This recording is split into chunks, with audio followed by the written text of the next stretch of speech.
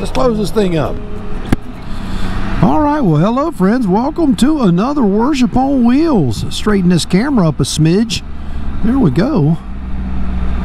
Well, I tell you, you want to make sure you get a good view. Beautiful day today, nice and chilly. Not cold, but cool. Sun's out, just a beautiful day. Go for a little short ride this afternoon. Been very busy.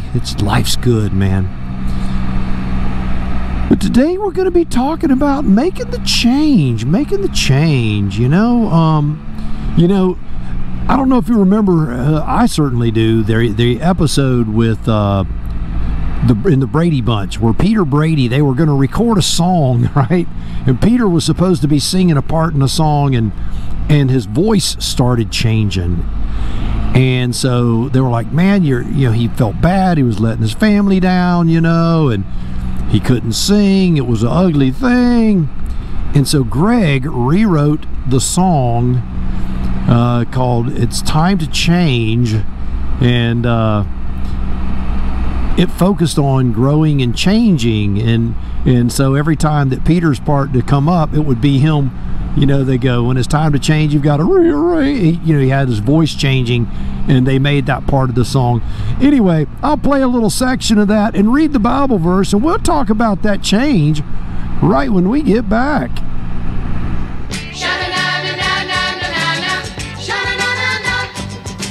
it's time to change, then it's time to change. A little bit of living, a little bit of growing, all adds up to you. And if you want to reach your destiny, here's what you've got to do. Then it's time to change. All right, so the Bible verse is Psalms 32:8. I will instruct you and teach you in the way you should go. I will counsel you with my loving eye on you. All right, well, there you have it, man. I'll tell you what, instruct, teach, and counsel. Those are three big ones. And let's talk about what that means and how change, if we can accept change. There's this guy, you might have heard of him, Michael Jackson.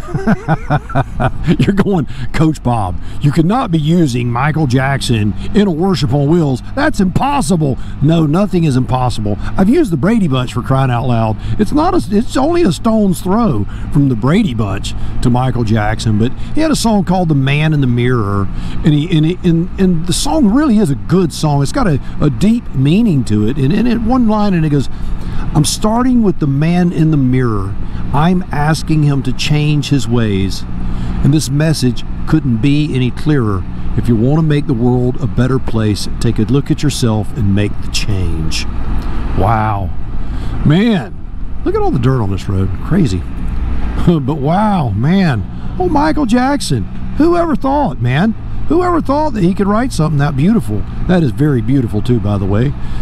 But change. The question is, do we want to change? Do we want to learn? And if we are going to do it, are we willing to receive it? And if so, what does it look like? I can tell you, I got music going on in my helmet. So when that verse talks about, I will instruct you, I will teach you, and will counsel. So what does all that mean? Well, instruction is not the same as teaching. It's not. And I like that. I like the way that is put, because, I am actually a coach. And when you're teaching things, the first thing you have to do, you have to give some people, in your life, when you're trying to learn better ways and better things, what you have to do is, the first thing you have to do is you have to get the old instructions out, right? Now, I use the Bible for my instructions. I believe that is the best way, but not for track and not for swim and not for working on a motorcycle. But the very first thing you need to do is you need the instruction on how to do something. You're not being taught, you're just being shown. You're being instructed. That's a little different than teaching, So if I will show someone the mechanics of a swim stroke or the mechanics of a block start in track, this is how you do it. This is how you move your leg. This is basic instruction. Very, very simple, very shallow surface purpose.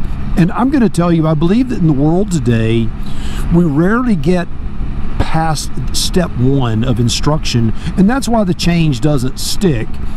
If I tell you that, you know, my New Year's resolution is to drop 20 pounds, and I know all I have to do is eat less and exercise, I've been instructed on how to do it. That's how you do it. You eat less and you exercise. On a block start, you drive off with both legs, you lift this leg, you throw your arm out, you stand up. This is how it works. But then the teaching comes in. It's no longer just a bare bone instruction. Now you're going to be taught how to do it.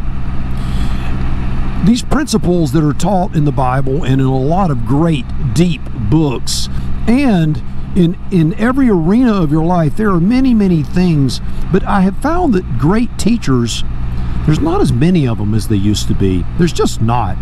There are people who teach, but they're not good teachers.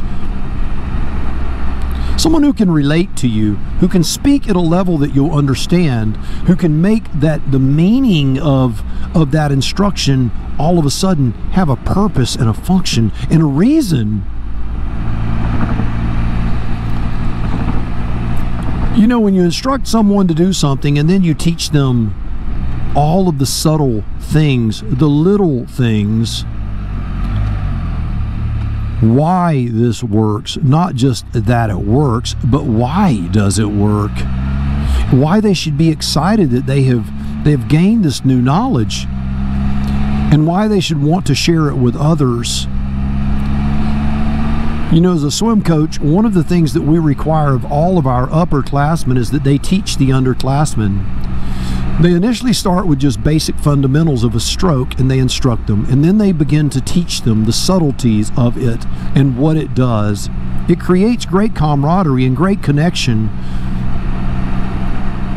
So if you want to make a change, you first need to receive some instruction, and then you need to be taught how to do it and what it really means, the value and why we would do it. And then the last thing, to be counseled. You know, I used to, you know, tell my son, we're going to go out in the garage, have a little counseling session. Counseling now, I mean, we always talk about counseling, like you need to go see a counselor.